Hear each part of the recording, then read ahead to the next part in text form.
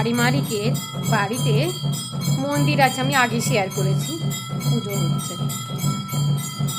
আর এদিকে কাল থেকে আকাশে ফুটো হয়ে গেছে, তাই সারাক্ষণ শুধু বৃষ্টি হচ্ছে। আর আমার এইখান থেকে একজন কই মাছ ধরে নিয়ে গেছে, বেশ বড় কই মাছ। আর এদিকে আমার ছেলে খেয়ে বেরিয়ে গেছে, আর আমার ডলি রানী ঘুমোচ্ছে, কত সুন্দর হয়ে ঘুমোচ্ছে। আর সেদিকে আমার নতুন একটা ঠাকুর এসেছে, কি বলুন তো, সরস্বতী ঠাকুর। এটা আমাকে একজন গিফট করেছে। দেখে বলবেন তো কেমন হয়েছে সরস্বতী মাকে। ও প্রচুর সুন্দর। ফুল টুল দেওয়া হয়ে গেছে। শয়ন একাদশীতে এই সরস্বতী মায়ের উদ্বোধন করেছি। নমস্কার, হাই গাইস, হাই আমি লিপিকা, লিপিকা লাইফস্টাইল কালেকশনের নতুন একটি ভিডিওতে সবাইকে স্বাগত। আশা করি সবাই ভালোই আছেন। বৃষ্টি কাদা ভালো লাগছে না, তবুও বলছি বর্ষাকালে তো বর্ষা হবেই। বর্ষাকালটার মতো তো এত সুন্দর শোভা, প্রকৃতির শোভা, হ্যাঁ বসন্তকালেও ভালো লাগে। যাই হোক, আর কথা না বাড়িয়ে এবার আমি কি রান্না করছি একটু দেখাবো, চলো। কালকের ভিডিও দেখার জন্য রাত হয়ে গেছে শুতে। সকালবেলা উঠতে দেরি হয়ে গেছে, অ্যালার্ম দেওয়া ছিল 4:45-এ, অ্যালার্ম দেওয়া ছিল, কিন্তু আবার বন্ধ করে দিয়ে ঘুমিয়ে পড়লাম।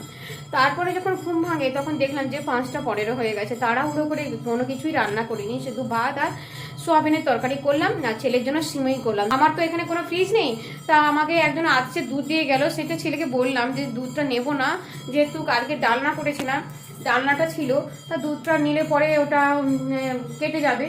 আর আর এই নিচের ঘরে থাকার জন্য, মানে ডাউন ফ্লোরে থাকার জন্য, মানে দরজা জানলা খুলতে পারি না, কারণ উপরে যারা থাকে তারা ভাবে যে নিচের মানুষগুলো মানুষের পর্যায়ে পড়ে না, তারা এত নোংরা ফেলতে থাকে, এত গ্যাস ফ্যাস করে, তো মাছি টাছি এত মশার উপদ্রব হয়, তো যার ফলে আমি আমাকে জানলা বন্ধ রাখতে হয়। আর গ্যাস হয়ে গেছে, বাতাস পাইনি, দুধটা কেটে গেছে।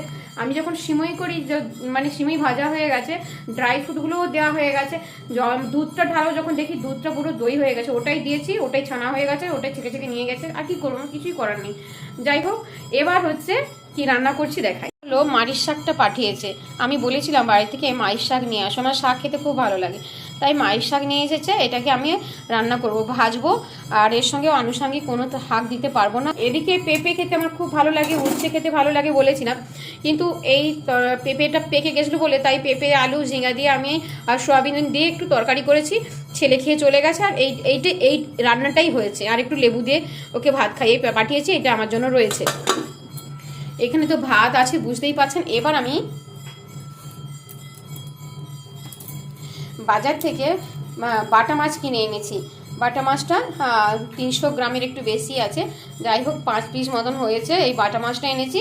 আর এখানে চন্দ্রমুখী আলু, ছোট আলু আর বড় আলু করে 2 কিলো আলু কিনে এনেছি।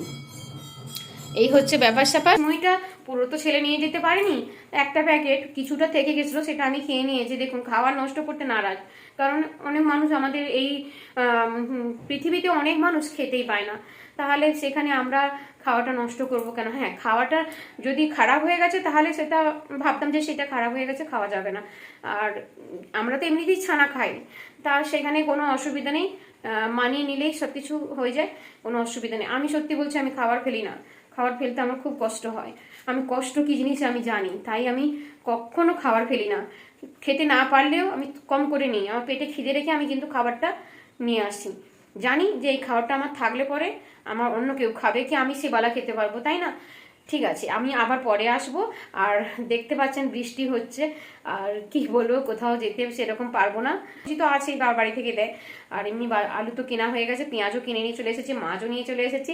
একটু রান্না করব, একটু বেলা করে করব। এখন তো বেজে গেছে 10টা 20 হয়ে গেছে, একটু বেলা করে করব, কারণ ছেলে আবার এসে খাবে, তো তাই একটু দেরি করে করব, একটা দিকে করব। তখন আমি তো, আমার এখন পেটটা ভার আছে, কোনো অসুবিধে নেই। আমি এখন মোটামুটি রিলস টিলস একটু বানাবো, যেমন প্রতিদিন বানাই, যেমন দেখেছেন আপনার, প্রতিদিন সেরকম বানাই না, মাঝে মাঝে মন হলে বানাই। আসলে আমার শরীর সবসময় জন্য খারাপ, তাই আমি মানে টাইম কম, মানে একটু মেন্টাল স্ট্রেস নিতে পারি না। মানে ধরুন একটা ভিডিও বানালাম, আর এখন তো ভিডিও তো সহজে ভিউজ আসে না, গ্রুপে শেয়ার করলে পরে তবে ভিউজ আসে। এবারে যেখানে দেখা যাচ্ছে কি যে গ্রুপে শেয়ার করার পর আমার একটা টেনশন হয়ে যায় যে আমি কখন সবার ভিডিও দেখে কমপ্লিট করব, যার ফলে কি হয় সেই ভিডিও দেখতে গেলে কি হয় যে আমার টেনশন হয়ে যায়, আর রাত জাগা হয়ে গেলে আমার মাথা ঘুরতে থাকে, তখন আমার মানে অনেক কষ্ট হয় শরীরে, যার জন্য আমি সেরকম একটা মানে ইউটিউবে ভিডিও দিতে পারি না, বা পেজেও সেরকম একটা আমি অ্যাক্টিভ থাকতে পারি না।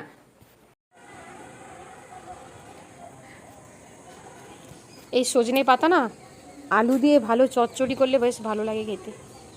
এই যে সজনে পাতা,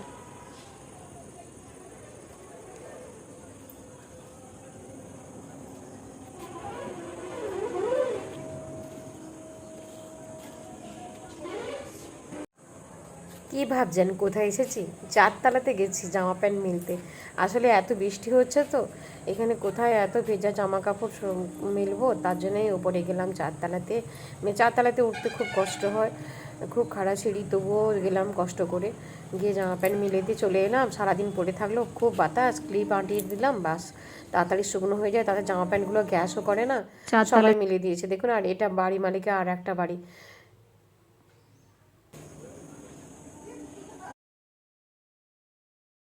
এবার চলে এলাম সন্ধ্যাবেলা, একটু ধূপ দেখাতে চলে এলাম ঠাকুরকে, একটু ধূপ দেখিয়ে 7টায় টিউশন আছে ছেলের, ফিজিক্স টিউশন, আর ওকে রেডি করব। আর খেতে চায় না, অত বড় ছেলেকে খাইয়ে দিতে হয়, সকালে সন্ধ্যায় সবসময় খাইয়ে দিতে হয়। হ্যাঁ, রাত্রিবেলা যদি ভাত খায়, সন্ধ্যায় বলতে স্কুল থেকে এসে খাইয়ে দিতে হয়, স্কুল যাওয়ার সময় তো খাইয়ে দিতেই হয়। ছেলে তো আমাকে বলছে যে পুজো করার একদম মন নেই, আমি বললাম হ্যাঁ ঠিক মন দিয়ে পুজো করছি। তারপরে ছেলে বেরিয়ে পড়েছে, অনেক বকাঝকা করে, খালি মুখ লুকোচ্ছে।